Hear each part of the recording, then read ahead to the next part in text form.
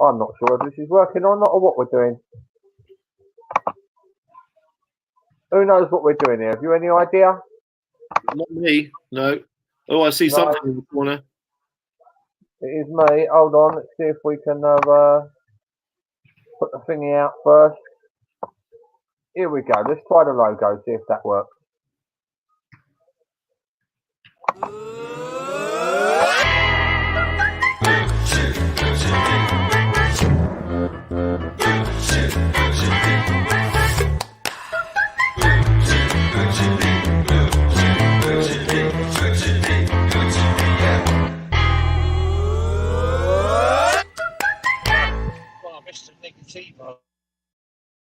Hello.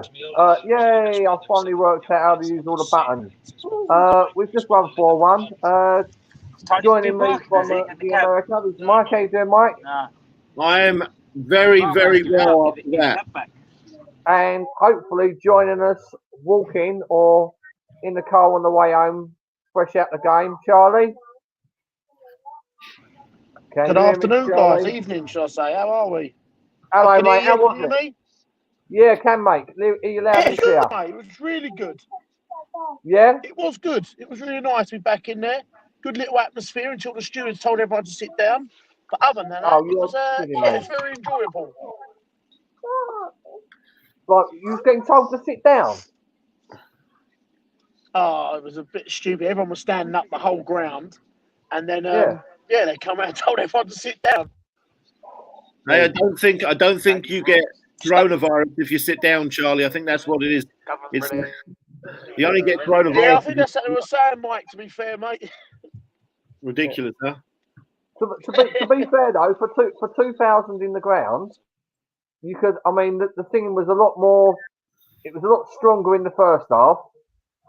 But you could still hear, you know, there wasn't too many periods of sort of no singing, really, which is quite impressive, really. No, the atmosphere was good, to be fair. There was only obviously small amounts of people, but it was good singing. Everyone was singing songs. Everyone had a good atmosphere, and it was nice, to be fair, mate. It was good to be back. Nice one. Right, well, we'll get to the game, Mike. I mean, obviously, everyone hopefully seen the game anyway. Who impressed you tonight, Mike? Wow, more like who didn't impress me as far as getting some form back. But I suppose the one that stands out simply because I didn't really see it coming. I saw some green shoots in the last game. Was Lacazette, and Charlie might be able to tell us where exactly he was playing. Was he at like the left side of a 4-3-3 in midfield, or a second striker? Because I suppose he was a second striker, but he was awfully deep. But I loved his whole game, his subtlety in particular. I didn't know Lacazette had subtlety with his weighted passes and his creativity, and it made me think that myself and Clive Palmer have been talking for a while that Lacazette isn't really a centre forward. And I know that sounds bold and ridiculous, I suppose, because he's played there most of his life. But you look at his qualities and you look at what he does tonight, and he struggles in so many areas as centre forward. He didn't look like he struggled in any area there tonight because he had a bit more space and time. So there's a thought. But what did Charlie think about Lacazette's actual position? Anyway, I tend to agree with you, Mike. I think he was. He was good. He was all over the place, dropping deep, getting the ball, getting out wide. I thought it was a very improved performance from him, and I know he's been getting a bit of stick lately from people. And he done a couple of things. He scored an early goal, and everyone was singing his name, the whole crowd, or all 2,000 of us. And he definitely appreciated it. He kept putting his hands up, clapping the crowd. So hopefully that performance and bit of love he got tonight gives him a bit of confidence going into Sunday. Yeah, can I add one more, Gav? Yeah, go on. Lacazette gets my nod because I didn't really see that level of performance coming at all. But and I wrote about this last night, and it was actually posted at 45 minutes before kickoff. So I wrote about Ainsley Maitland-Niles as a midfielder, and with Jacqueline's device disappointing and not just not having the athletic capabilities to play modern day Premier League football. maybe not through any fault of their own, Ainsley Maitland-Niles needed to play in midfield, and I wrote about it, and it was posted before the game. And again, Charlie will have got a closer look, but the man was everywhere, and he offers so many more modern qualities that you need in the Premier League, with his athleticism, his power, his composure, his desire to go forward, not backwards, his unpredictability. That my favourite moment was when he. I'm not sure if it was the third goal or yeah, maybe it was when he sprinted about 40 yards diagonally across the field to overlap Pepe and get in the final third from central midfield and cross it in. Maybe that was Smith Rowe's goal. But I'm telling you, Jack and Tobias would never even think to do that, let alone athletically as a midfielder be able to make that run beyond the ball to do that. And I think Arsenal, whether he is the long-term solution as a central midfielder or not, that can be debated. But right now, in December and in January, maybe until we get a more athletic midfielder, I don't think Arsenal have got a choice, because I think that he could be a top-level midfielder, but he's never, ever been given a chance because his profile is almost exactly what you want. But I mean, who knows if I'm right or if somebody else is right or wrong, because he's never been given the chance. It's just like once or twice a season, the maximum. So I'm thrilled that he played there. Yeah, I mean, going back to the Lacazette one. Sorry to dive in on this one before we move off Lacazette. Me and Chris had a chat. It must have been about two weeks ago or something like that. And I said the mad thing is when we go to playing for at the back, why don't we start Lacazette in the sort of like it's almost like a hybrid 8 to 10. Yeah. Right position. He's 8 when we haven't got the ball, and he's 10 when we have got the ball. And me and Chris both sort of started laughing. Really, it was like, what a mad idea. And I said, well, the positions he's taking up when he should be playing as a 9, that's where he is. It's almost like that's where Lacazette feels comfortable in the pitch. And his strike for the first goal. I mean, that Charlie. I mean, did you get a decent view of that, Charlie? From where were you sitting, Charlie? I was sitting in block 18, so like I was right at the side of it. I was actually in line with where he stroke it.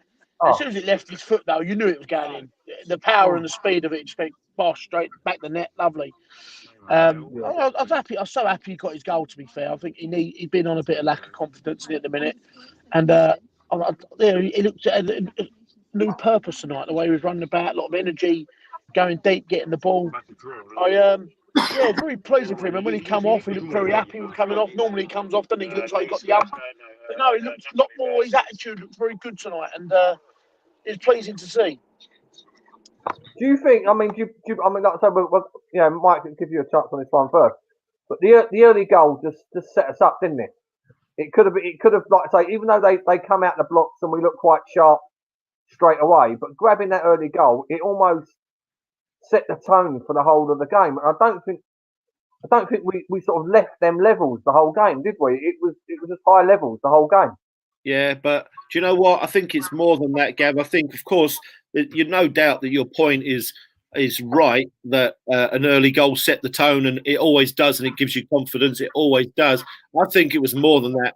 I think there must have been a come to Jesus meeting after the game, because that's what that game looked like. It looked like the message was totally different, because there were moments in the game, and I wrote down a couple because I've got to write about it in a minute, but that in all the previous games of the season, when the ball was there to be taken forward in a Premier League game, it would have been passed backwards and restarted and horseshoed around and passed backwards. And it was taken forwards again. And the whole game, the impetus of the game, again, I'd like to hear Charlie on this rather than myself, but the impetus of the game was forward, backwards, forward, you know, and it wasn't the opposite, which is what we've been seeing. So I don't know what Charlie thinks. I tend to agree on your previous point, though, Mike, to be fair, mate. With Ainsley Maitland-Niles in the middle, he gives us that mobility. I know the opposition was not great, it's not Premier League quality, but his actual mobility and his energy and the way he runs around, covering so much ground on that pitch, it enables us to do that, what you just said. Do you know what I mean? So it was good to see it. And then we know Nene works and runs. And that allowed us to get forward quicker and press and sort of do that sort of work that we want to be seen us doing. And I think that did come from Maitland-Niles. And Pepe looked lively again tonight, I thought he looked very lively. He wanted to beat players. He actually started out on the left, which is left-footed, so it's a different option for him. He doesn't always got to cut back in on his stronger foot. So he was going left and right. So it just bit different dimensions tonight than normal. And I think that if that may have come because we've got a bit more mobility in the middle, then I don't know. I mean, another one I was really impressed with when he came on was Smith Rowe. I know we'll probably go on and talk to him. I think we've been crying out for that attacking midfielder that's not doing enough. Every time he got the ball, he got his head down, he drove forward, and he wanted to get forward and try and get stuff going. And that's what we've lacked for a very, very long time this season, which we all moan about a lot. He makes good decisions, Charlie. Yeah, he does. He really does. I think, obviously, injuries probably blighted him for his career, really, and been a bit probably held him back a bit. But yeah, I mean, going into North London Derby, obviously, you want to play your more experienced and proven players. But if anyone sort of in the fringes of it, or you want to see it, I wouldn't mind seeing Smith Rowe get a start. I think he's an Arsenal lad. He knows what the game's about. No one's going to knock him, are they? So yeah, I don't know. Yeah. I'm sure we go on to Sunday's game in a minute, but tonight I was very impressed with him. Another piece of it, boys, was I just want to. Everyone's rewinding, but we're excited. I know was about the messaging and about just the performance itself. If you can just go back 3 days to Danny Ceballos against Watford, and then I know he just had a cameo tonight for 20, 30 minutes, but that was a completely different. That was his twin brother, I think. He wanted the free kick. Again, Charlie might have seen that better than me, but he took it away from somebody else because he wanted to shoot. He took another shot on goal. He created 2 chances to score. So in about 20 minutes, there's 4 goal-scoring actions that he's gone through that he wouldn't have even attempted against Wolves. So I think, again, that the message was very different and clear. And that whole behind the scenes, that interview that Arteta gave to, was it the Spanish radio station, where he said that basically we need 5 or 6 more first-team players. I'm wondering if he didn't say that to the squad itself and say, this is it. This is crunch time.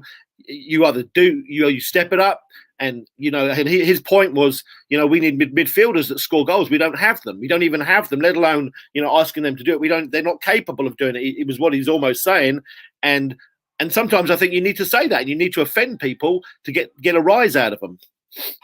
Yeah, no.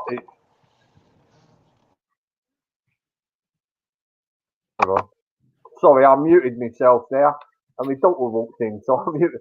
I don't think you can really have a pop at the way Arteta's actually handling the squad at the moment.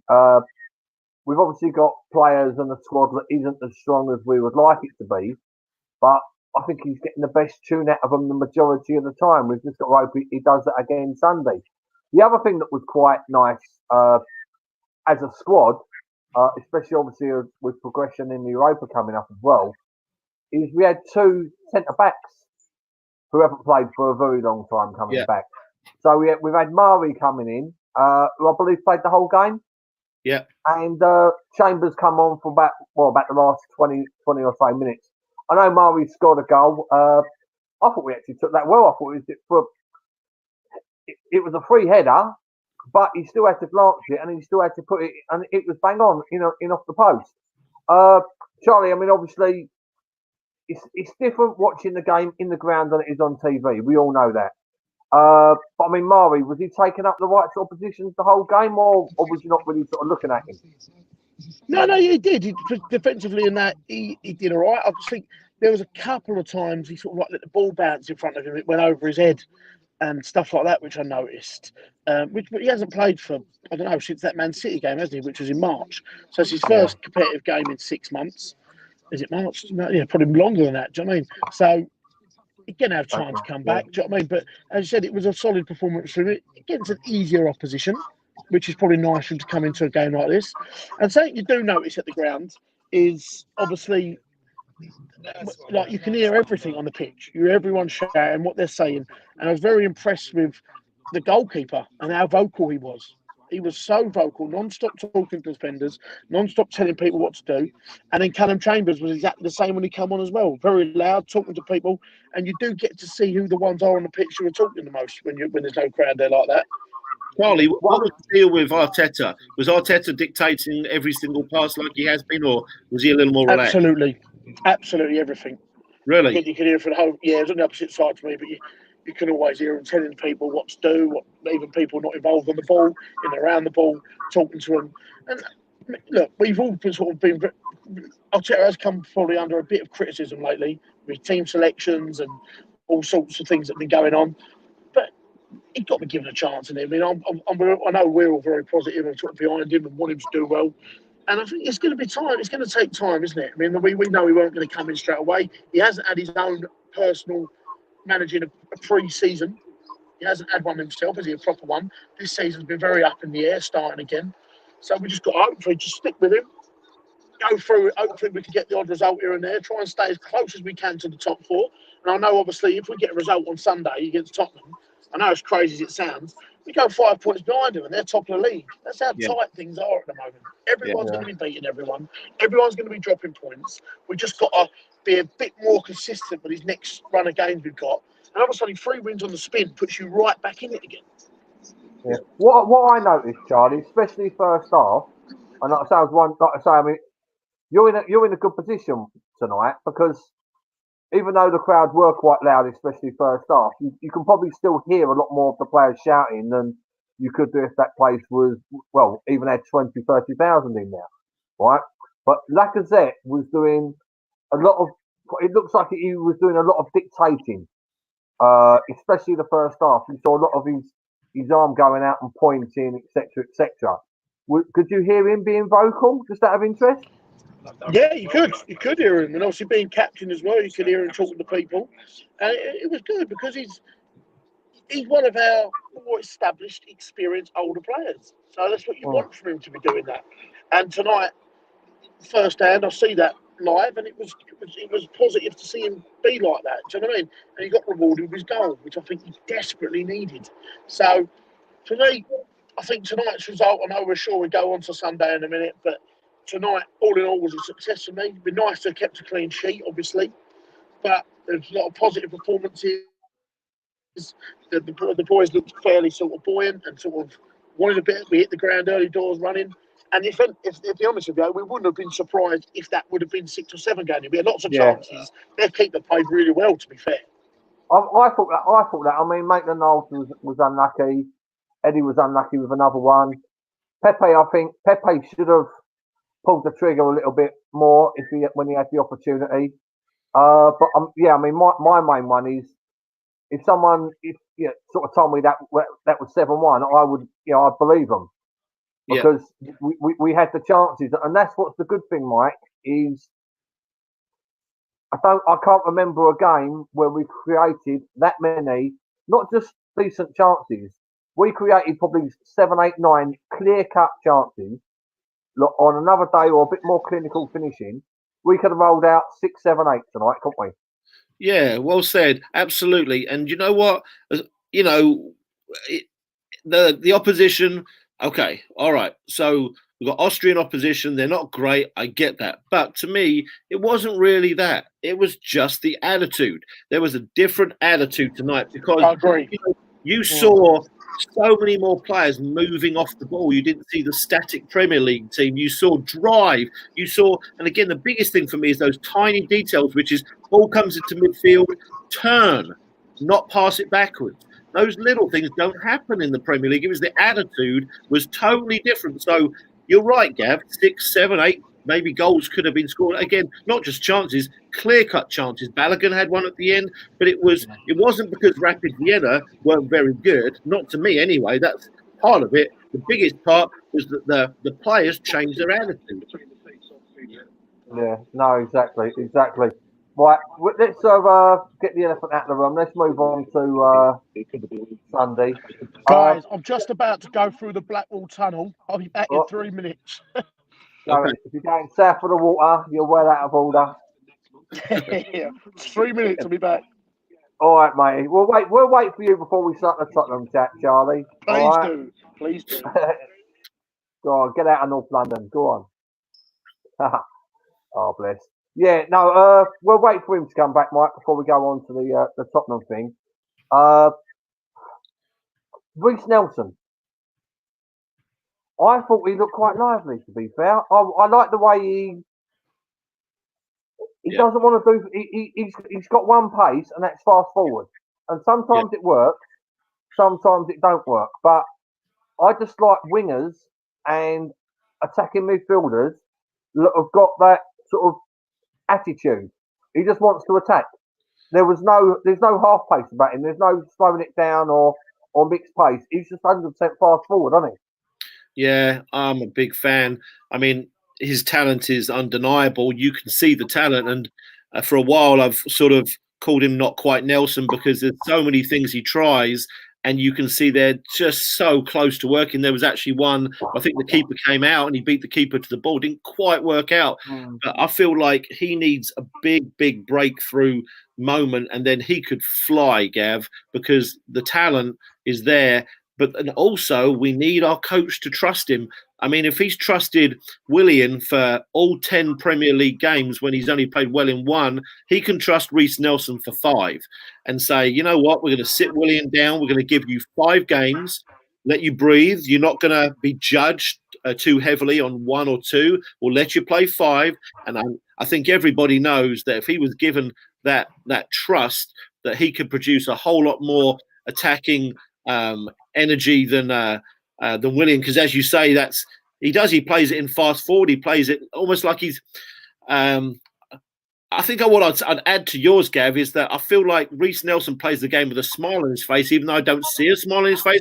Whereas Willian looks grumpy and upset at all times. And I saw him tonight, even when we're winning, and he looks sour. But Reece Nelson is the opposite of him, I think. So please, I wonder if taking him off, Gav, means that he's actually finally going to start him on Sunday, which would be weird because he hasn't started him in easier games, but he did take him off when he wasn't really needed to be taken off. I was, to be fair, I was thinking the same thing when he come off. He was the first off around 60 minutes. Yeah. And that's normally the time that you take a player off if they're coming back from injury. Yeah. Or you're resting them, especially at that moment we was 3-1 up or whatever. Yeah. So yeah, I think it's a fair chance that he might have a big part to play on Sunday. Yeah. And I don't think he did himself any harm either. My issue with him is I love his fast forwardness. He wants to get the ball. If he can't turn and run, he wants to let it off quick. And I'm not quite sure whether his quick layoffs and his first touch just needs a little bit of refinement. Do you know what I mean? I just want him to sort of really nail one. Do you know what I mean? I want him to really sort of like nail a crossover for a tap in, or I want him to really nail a quick layoff or a quick 1-2. And I think he's got it in his locker. Yeah. But I just don't think he's. You know them games that we had for about 3 or 4 years where it seemed like every pass was a foot short or a foot wide or a foot behind instead of in front, and that's what I get off Reece Nelson at the moment. And then, but when it clicks, it will just click. Yeah. So I mean that's my feeling on him really. Yeah. As technically as I put that, mate. I know you could probably put that a hell of a lot better than me. But do you know what I mean? It just seems like there's something just not. He's just a little bit off of being a very, very good player. Yeah, he's the not quite Nelson, but he's. I'm total agreement, Gav.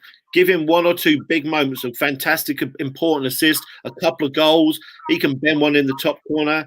I think you'd see him fly, and I'm looking forward to that. But I am nervous that he's never going to get the chance to play a run of games. Yeah, no, fair one. Right, are you back in South London, Charlie? I'm back in the room. Mate. Literally 5 minutes from home now in Elton. Oh, nice one. Right, we just had a little chat about Reece Nelson. We won't go through that again with yourself. Obviously, Sunday, it's the 2 games that you look forward to and dread at the same time. They're top of the league. We're 14th.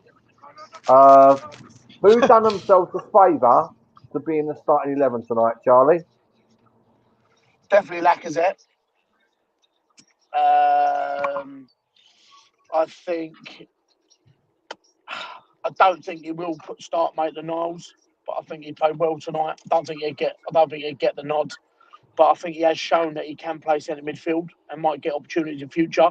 But I don't think Arteta will risk it on Saturday. I think El Nene could get a shout Sunday. Sorry, I wouldn't be surprised if he was in the starting lineup. It was him and Nelson that both went off on 60 minutes, wasn't it? They were the first two. I don't think Nelson will. I don't know. I think he's a bit too. I don't know. He's just a bit wishy-washy for me. He gets a bit. I don't know. I'm not sold on him, to be fair. I think he's had this promise that everyone thinks he's going to be the next man. I mean, I'm not sure. I don't think he'll start Sunday. Right, cool. I think you'll see Saka start, obviously. Yeah. No, but who else from tonight done themselves a favour to be pushing for a start? So we got Lacazette. Anybody else? I think the ones who's got a chance. Lacazette and El Nene, I think the two that started tonight have got any possibility of starting on Sunday. Mike? I don't know if you disagree with that or. Yeah, well, I think I see in the chat MJ's put a 4-2-3-1 with Nelson to start on the. You'll go Fred's house first. So I reckon going right at the lights, left onto this road. Fred? Are you guys there? Yeah, go on, Amit. Sorry, yeah. I'm out. Go on, okay. Carry on, Mike. Okay. I do think Nelson does have a chance to start because Pepe's out. I know Pepe was out before and Nelson didn't start. And I saw MJ in the chat put a 4-2-3-1 with Nelson and Saka. I'd put Saka on the left. MJ says he'd be on the right. I put Saka on the left, Nelson on the right. I think, like Charlie, Lacazette will probably now start if we're going to play on the front foot and play with a second striker and a 4-2-3-1. I think El Neni was always going to start anyway when he came back because he's better than the Ceballos and Xhaka. I think it depends on whether we're going to play our 3-4-3 and protect and go with the team that won the FA Cup final and actually was the better team. But then tonight, you look at that and you think, well, if you're going to play Maitland-Niles and put some athleticism in midfield, you could go at Tottenham and you could play 4-2-3-1. And so I'm not quite so scared. I would say this, though. If he plays 4-2-3-1 and we play Xhaka and Ceballos, forget it.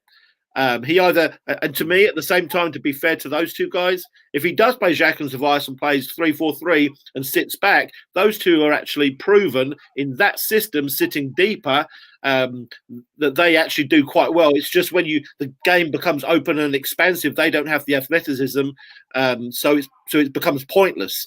So, yeah. It's a tricky one, isn't it? It's almost like stick or twist, but I don't think we've got nothing to lose by going for them Sunday. I don't think we've got nothing to lose whatsoever. In a way, playing against the Mourinho team, who's going to set out to not lose, not concede, hit us on the break, hopefully get VAR on his side. I think it might, in a perversely way, do him a favour if we go out and try and be the aggressors. But that's what I want to see. I want to see the attitude the players come out with tonight. I want to see the attitude that the players come out with tonight and the industry and the creativity and trying stuff. And if, like, tonight was more or less a second string team,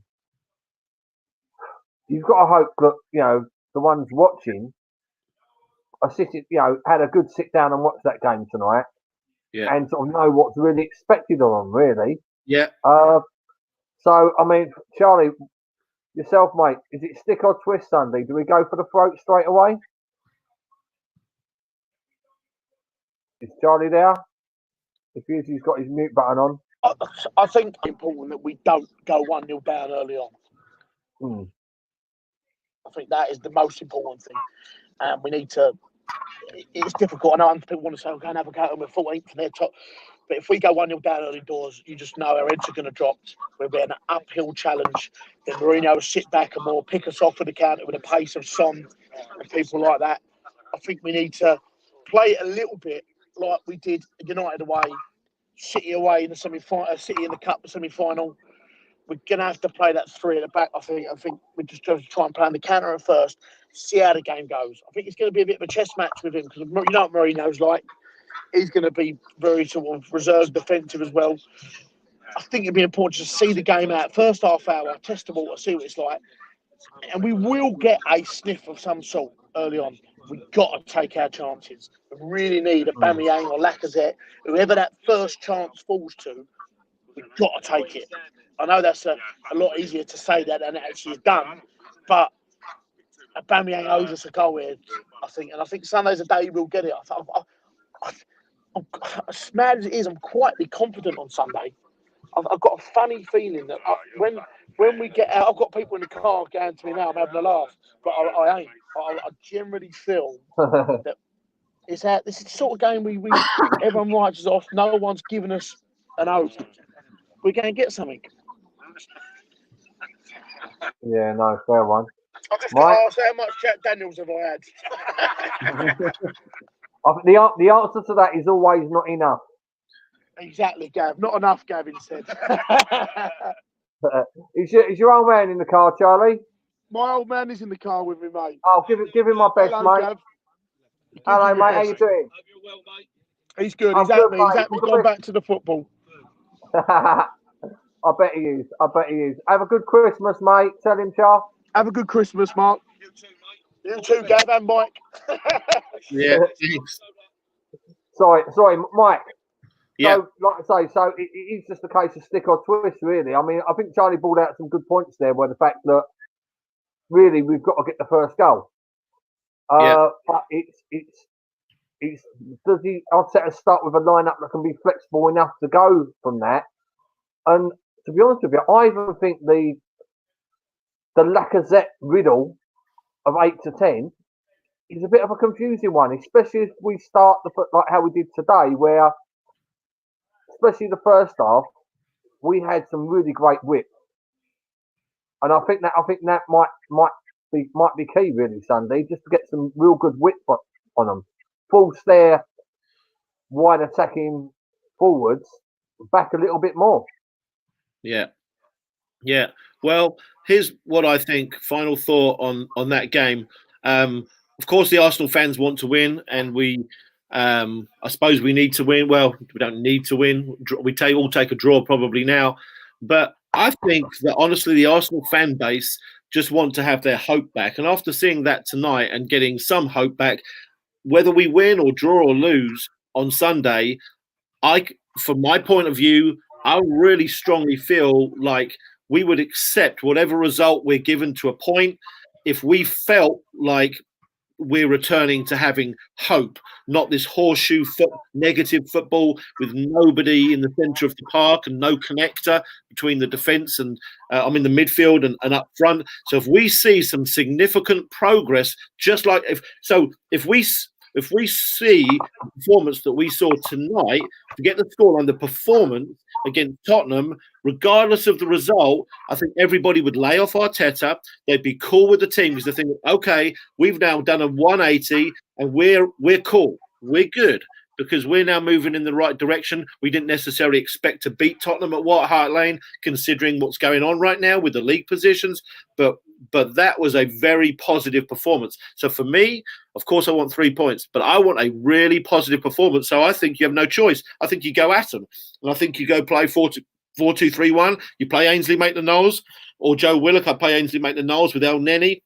And I drop Jacques and Ceballos and play Lacazette because he was extremely good tonight. And I don't want to knock his confidence. And I'd make sure the message was positive. Yeah, no, fair one. Right. Let's wrap this up, gentlemen, because it's getting past our bedtime over here, Mike. I know you're up for a few more hours blog writing for Gunners Town and all that. I'll tell you what, let's go for a score prediction. Charlie, we'll start with you, mate. Charlie, how many in the car, Charlie? There's 3 of us left now. Just dropped 2 off. Right, go on. Give score predictions from the 3 in the car. Right, Dad, score prediction Sunday. 2-2 he's gone for. He's gone for Desmond. Go on. Andy, 1-1. I wanted to say 2-1 Arsenal, but And I'm going to go for 2-1 to the Arsenal. good, son. Yeah, no, I'm with you on 2-1, Charlie. Mike? I'm with Charlie's dad on 2-2. I think Arsenal will actually go ahead and then they'll get pegged back. But I just want a positive performance, please. I think that's most important, Mike. You've just touched on it, mate. I think if we go there and we put in a decent performance, I know we all want to win and we want to get a result, but as long as you see the improvement and at least a little bit of fight in that team, I think that's all people can knock for. I mean, people ain't going to want to hear this, but Tottenham ain't got a bad side at the moment. Okay, they've got a lot of options. They've made some good signings in the summer. They're a tough team to beat. They are going to be tough to beat, and we are a little bit jaded. I think we're two or three players away from really competing. But if we can go there, it's a derby day, form goes out the window, it's all about heart and desire. And if we go there and put that in, there's nothing stopping us getting that win. I'm telling you. No, I don't, like I say, I don't think there's much between us, to be fair. I really don't. I just think they've been playing together a little bit longer and a little bit more organised at times. Like I say, I'm going 2-1 with you, Charlie. Anyway, gents, it's been a pleasure. Hope you and the family and your mates enjoyed tonight, Charlie. Yeah, it's great, guys. Thank you. Hopefully you'll be back soon. Pleasure speaking to you, Mike, as always. Cheers, guys. And Cheers, Mike. we'll speak soon. Up the Arsenal. Up the Down Arsenal. you, Gunners. See you later, guys. See you later. Bye-bye.